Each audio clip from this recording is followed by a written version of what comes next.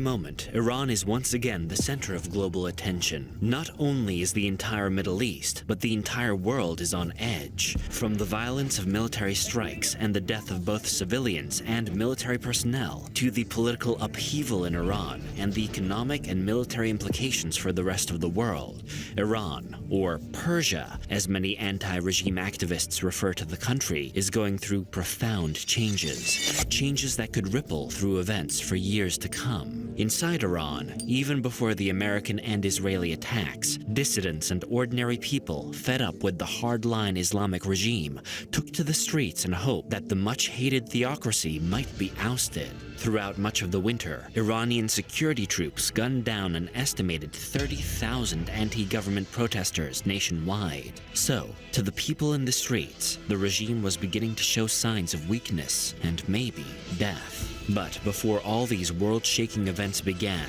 it's important, especially for young people, to know how Iran became the repressive pariah state that it has become in the last decades.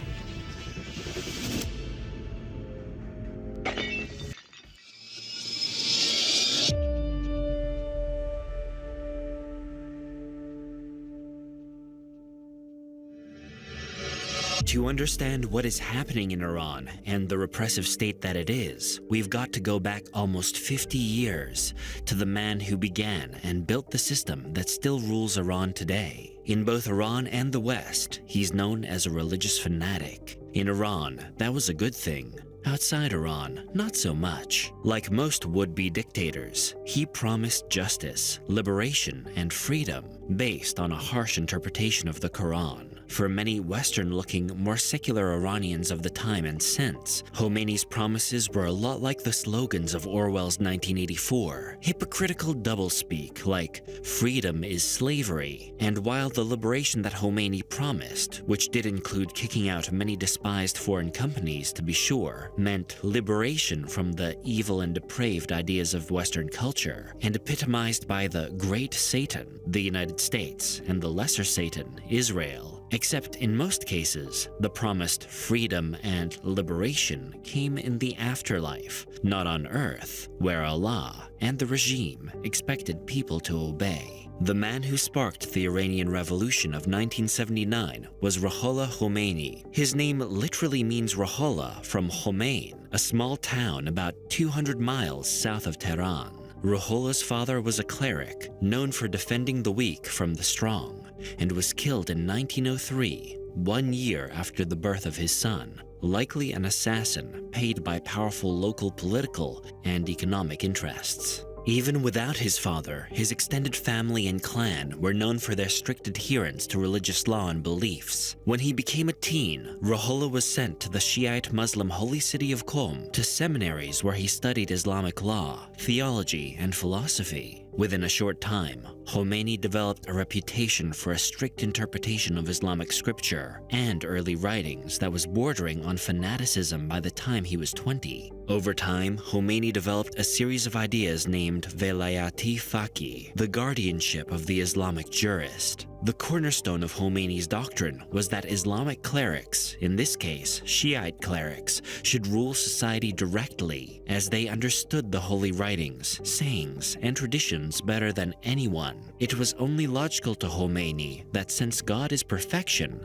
it made sense that the people on earth who knew him best should be in charge. To Khomeini and his increasing number of followers, this made perfect sense, even though they were often forced into hiding for harboring or promoting ideas that supported the overthrow of the then Persian monarchy, controlled from 1941 on by the Shah, Reza Pahlavi, who had succeeded his father, Reza Shah, when the English and the Soviets took over Iran to prevent Hitler or pro-Hitler forces from seizing the oil-rich country. From the 40s through the 50s, the young Shah basically took his marching orders from the moneyed foreign interests in the country. Those foreign interests were overwhelmingly American and British, who saw to it that the Shah's personal bank accounts were always very full. By the 60s and most of the 70s, however, the Shah was grown, was firmly in charge, and had imposed an authoritarian regime designed to do two things: keep the Shah rich and on the throne, and keep the Islamic fundamentalists far from it. The Shah kept control through the military and the dreaded secret police, known by its acronym, SAVAK. Throughout the 70s, billions in oil revenue flooded into the country. Those in the royal family, their associates, and the people who kept the regime running had a great time. The Shah lived a life of luxury rarely seen outside of storybooks. However, outside Tehran and one or two other major cities, those billions in oil revenues were never seen or felt by ordinary Iranians. And throughout the first part of the 70s, the lives of most people in Iran, even in the capital, were getting worse, not better. And if someone complained, publicly or privately, and word got back to the seemingly ever-present Savak, jail and torture often followed. As things got worse, more and more people began to turn back to Islam. Beginning in the early 1960s, the Shah's most outspoken critic was Khomeini. At the same time, Khomeini had risen high enough in the Shiite religious hierarchy to receive the title Ayatollah, literally sign of God, a rank reserved for senior clerics recognized as authorities in Islamic law. In 1963, Khomeini made a speech in which he accused the Shah of being a puppet of the West and accused his government of betraying Islam. The Ayatollah was arrested, and by the early 1960s, Khomeini was becoming a revered figure in the country, and his arrest touched off riots across Iran.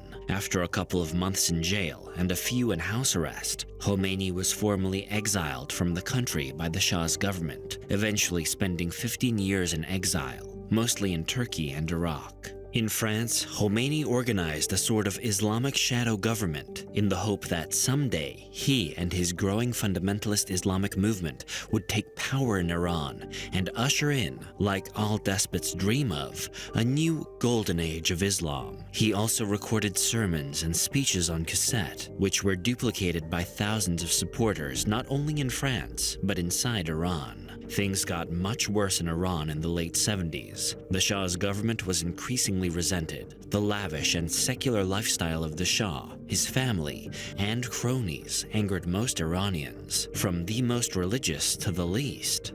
Economic problems caused by spikes and drops in the world oil market and resentment over the repression of the regime brought things to a head in the fall and winter of 1978 and early 1979, when the Shah, facing the choice of shooting millions of protesters in the street or being torn limb from limb, fled the country.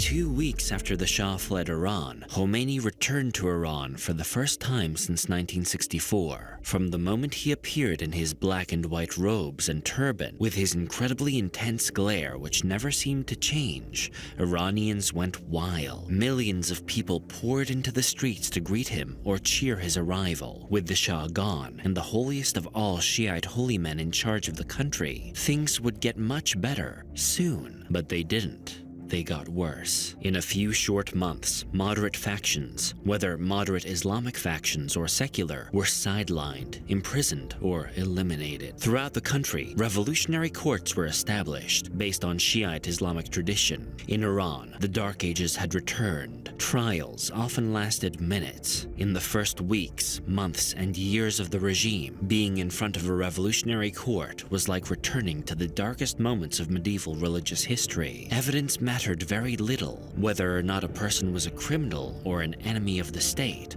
or enemy of Islam might be decided in the most arbitrary way, based on scripture written over 1,000 years before. The first victims were military and police officers, many thousands of the Shah's former officials, and anyone suspected or accused of opposing the regime, which was the same as opposing Khomeini, which was the same as opposing Allah, was jailed, tortured, and often shot.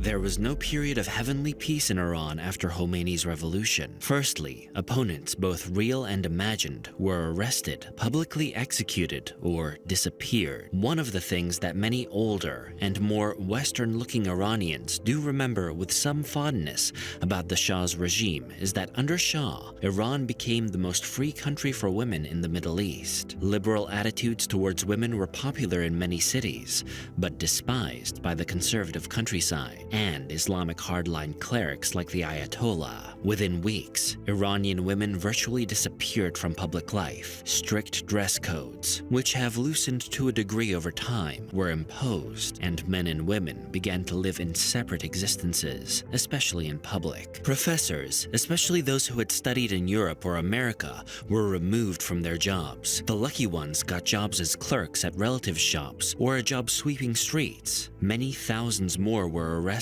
tortured by the new Savak, the Islamic Revolutionary Guards Corps, often known in the West as the IRGC, who specialized in electric shock, mock executions, beatings, burnings, rape, and much more. Thousands were killed. Famously, the Iranian hostage crisis, in which 52 American diplomats and embassy staff were taken hostage by fanatic Islamic revolutionary students, a move which the Ayatollah endorsed and used to keep Iran safe from an expected American attempt to overthrow the regime. After 444 long days, the hostages were released on the very day Ronald Reagan took office. Ronald had subtly let it be known that he was ready to bomb Tehran rather than allow the crisis to continue. From that point onward, the United States and the Islamic Republic of Iran have been in conflict. Within a short time, Khomeini and his supporters had rewritten Iran's legal code based on the Ayatollah's strict Shiite beliefs. In 1979 and again in 2012, Khomeini's strict interpretation of justice harkened back to the Middle Ages for its inspiration. Under Iran's theocratic new legal system, starting in 1979, the country's legal system became not only a system for the punishment of criminals, but a weapon of ideological control. The new system was condemned by Human Rights Watch, Amnesty International, many governments around the world, and the United Nations. Death penalties were enforced for criminal or religious offenses that would either be thrown out of court or minimized in most countries. Flogging, amputation, the same type of stoning implemented later under Afghanistan's bloodthirsty Taliban regime, and the infamous hangings that began almost immediately after the Shah fell, the hanging of enemies from tall cranes in public squares, in the middle of busy areas of cities during the day, as a lesson and a warning. The law and its punishments were whatever the Quran said they were. The Prophet Muhammad's writings were gathered together in the 7th and early 8th centuries. Imagine what life would have been like if, for some strange reason, England had reinstated the Saxon criminal code of the 600s. The Iranian regime had almost immediately dismantled the professional and well-regarded military of the Shah and replaced it with a poorly trained but huge army of mostly teenagers who had been eager to volunteer for a chance to serve the Ayatollah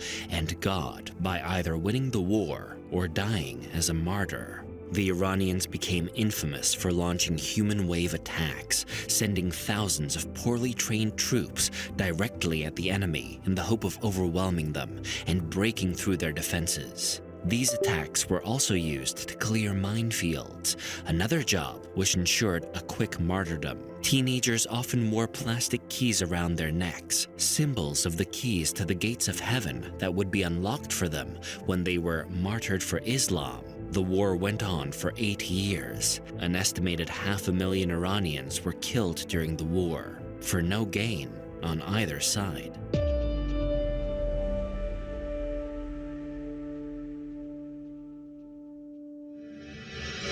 In the summer of 1988, as the war was winding down, the Ayatollah's regime suddenly began executing thousands of political prisoners, many of whom had been in some of the worst prisons in the world for years. Many of the victims were scheduled to be released, but when they were ready, they were brought before a hastily and specially formed tribunals, later known as the Death Commissions, and interrogated prisoners about their political beliefs. Those who refused to change their views were killed, Amnesty International, the UN, and other organizations put the death toll of the commissions at over 5,000 or more. The families of many of the victims were never told where the final resting place of their loved ones were.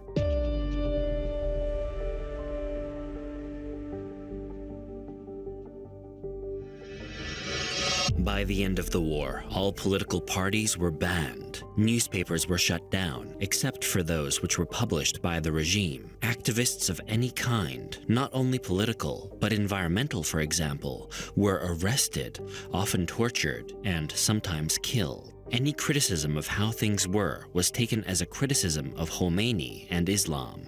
Throughout Europe, people like Salman Rushdie, the famous writer who had written the book The Satanic Verses, which was widely seen as critical of the regime, were targeted for assassination, and many were. This was a series of events known as the chain murders, because it seemed that one led to another, and so on.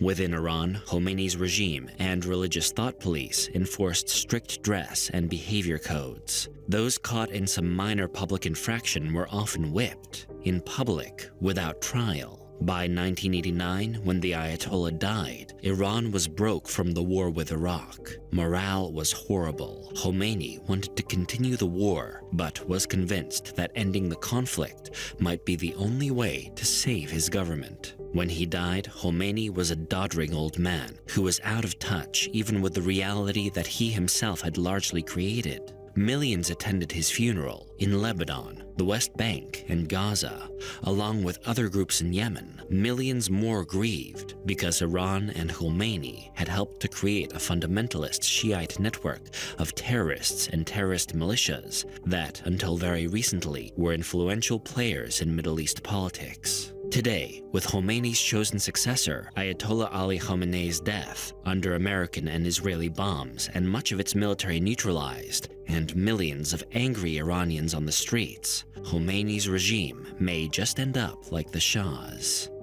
Thank you for watching. See you next time.